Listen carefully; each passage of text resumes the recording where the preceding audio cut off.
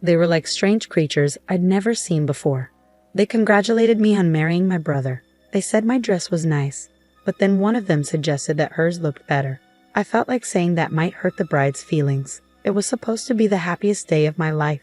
In the room where the bride was getting ready, I was surprised by my sister-in-law and mother-in-law. They made rude comments with a sassy attitude. I couldn't believe how they talked down to me, and my sister-in-law's outfit was outrageous. Her dress was so white it could have been mistaken for a wedding dress, and it showed off her thighs through a slit. She even had fur wrapped around her off-shoulder design. My mother-in-law looked at her daughter with so much love. Meanwhile, my husband looked at them with a cold expression. I never thought I'd experience such bullying on my wedding day. It was too much to handle. Looking back, it's no wonder my sister-in-law's attempts at matchmaking never worked out, considering how she behaved even at someone else's wedding. My name is Anaya. I was born in a coastal town and grew up in a normal family. When I went to a state university, I stayed with my grandma, who lived nearby. Living with her, someone who always cared for me, was my dream. Her cozy old house blended Western and ethnic styles, giving it a nostalgic feel that I adored. Even after finding a job, I chose to stay there, enjoying moments on the balcony, chatting with Grandma, and snacking on seasonal fruit.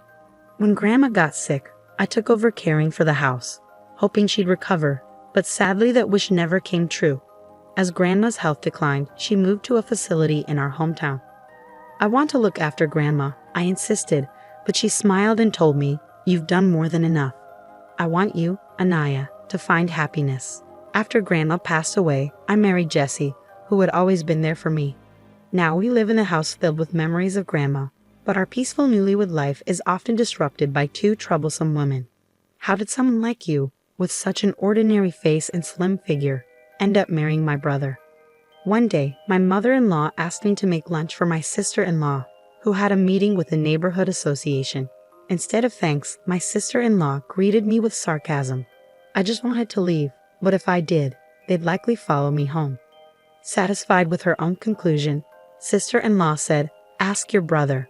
Well, maybe you two are a good match since he's not that great either. Then she quickly ate the curry I made. I think she believes that eating slowly in front of men makes her more attractive. My sister-in-law might seem mischievous, but what's really scary is her lack of consideration for others. She looks down on everyone, including me and her own brother, without a second thought. It's really tiring. And dealing with her mother, who raised her, is even more challenging. Instead of simply disliking me, my mother-in-law seems more focused on boosting her daughter up by putting me down and giving me orders. That's why she always asks me to do things. If I don't pay attention to her daughter, she'll either keep calling me or show up at my door nonstop. It's like a never-ending nightmare. Mother-in-law always made it clear that her daughter was her top priority and didn't seem to care much about her son, my husband.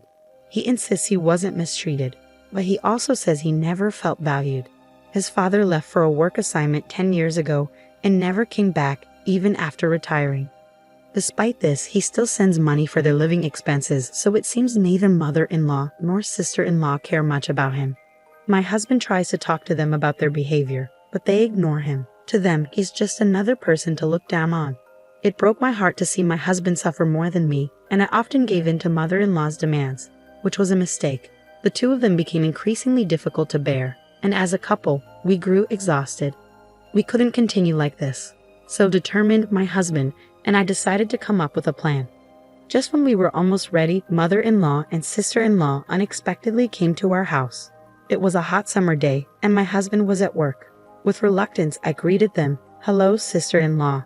What brings you here?" Just because we're your cute sister-in-law and mother-in-law doesn't mean we need a reason to visit. You need to work on that stingy attitude. It's hot outside. Let us in. You're so thoughtless, sister-in-law snapped. I really didn't want to welcome them into Grandma's cherished house, but to avoid making a scene, I reluctantly let them in. I served them coffee and some cookies I had baked the day before. "What?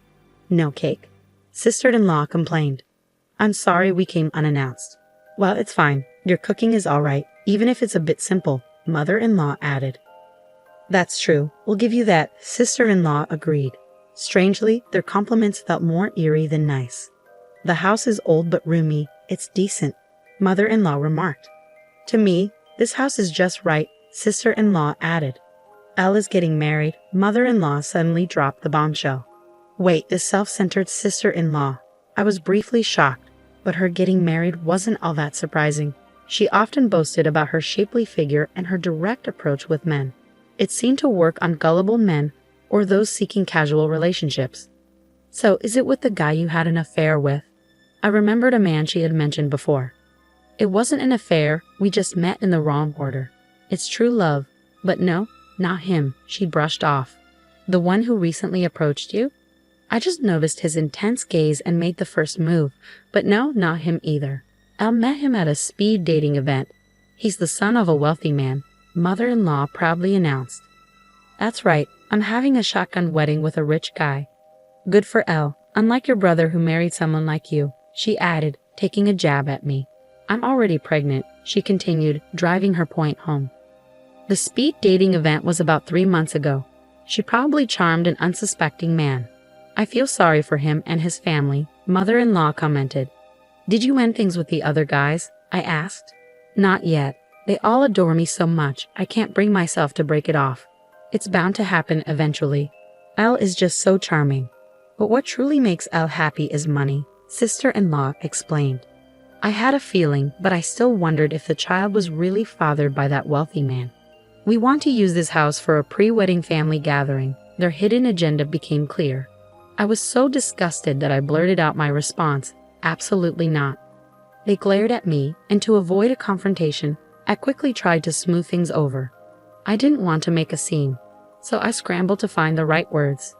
I think a groom's family would prefer to see their future daughter-in-law's actual home, but our place is a bit messy, and it's just a small apartment. Then tidy up and stop smoking indoors, sister-in-law snapped back. But won't it seem odd if they're invited to the bride's brother's place? I expressed my worry. You're not understanding. We'll just say this is Elle's family home. What if they find out the truth? As long as you and your husband keep quiet, it'll be fine. You're getting married, so pretending just for the introduction won't fix anything. Once we're married, he's mine, and besides, I'm pregnant, sister-in-law asserted. It's not that simple. You're so thoughtful to be concerned.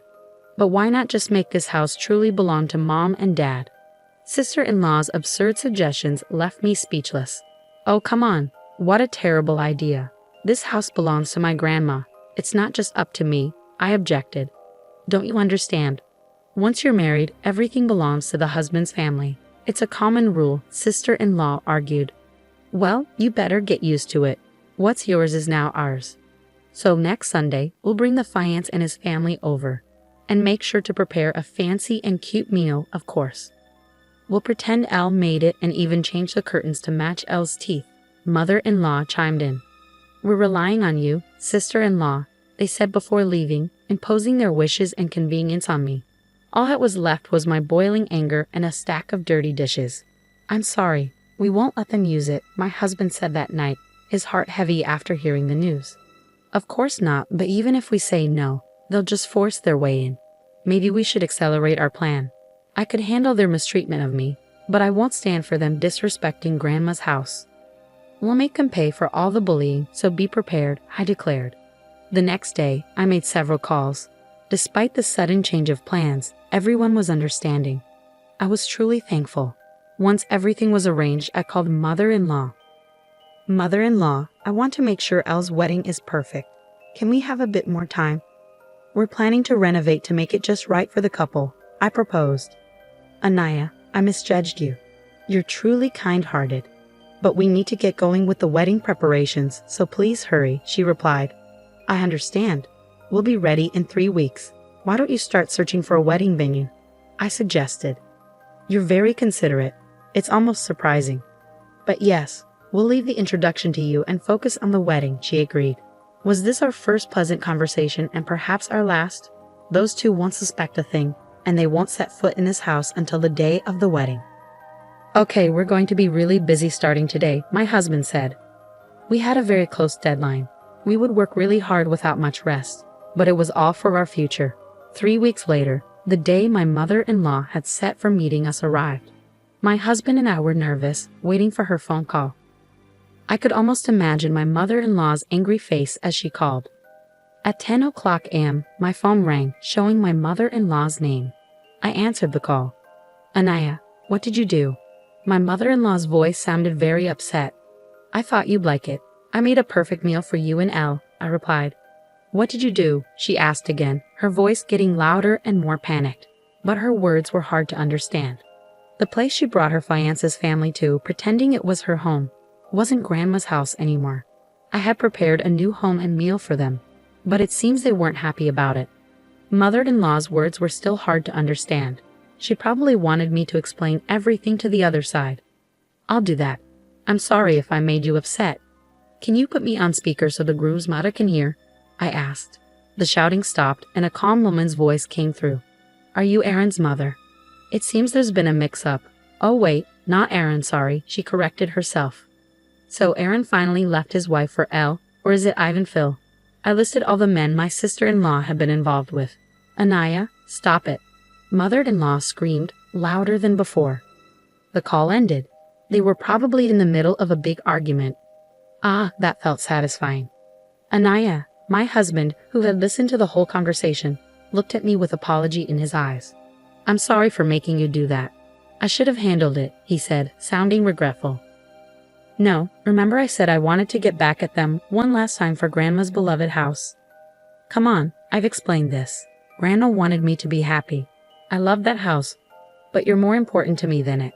My mother, Grandma's heir, had planned to demolish the house, turning it into vacant land. It was earthquake resistant, but keeping up an old house is hard. I had been insisting on living there because of my love for it, but after marrying my husband and dealing with my mother-in-law and sister-in-law, I changed my mind. I didn't want them to ruin that house, but I didn't want to leave my husband either, so I wanted to say goodbye to Grandma's house with good memories. That's why I asked my husband to find a new job, and we prepared to move back to my hometown. We just sped up our plans. I had Grandma's house demolished and built a small dog house in the middle of the empty land with a tag that says L. It looked like a cozy log cabin, but it cost us a bit more than we planned. I even got some fancy dog food from the pet store. Everything was set. Grandma liked you. She wouldn't want us to break up because of that house, Anaya.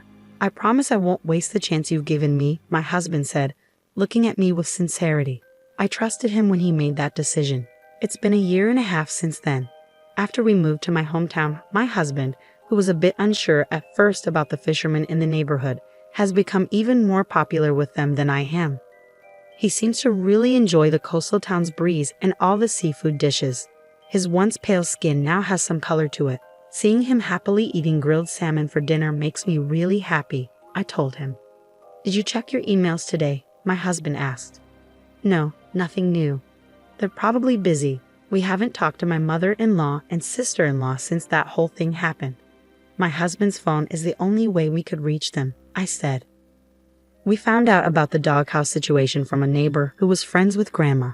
The house my mother-in-law and sister-in-law showed Grandma was torn down, and now there's just a doghouse there. And from the dog food bowl, there's a fancy smell of perfume, I added.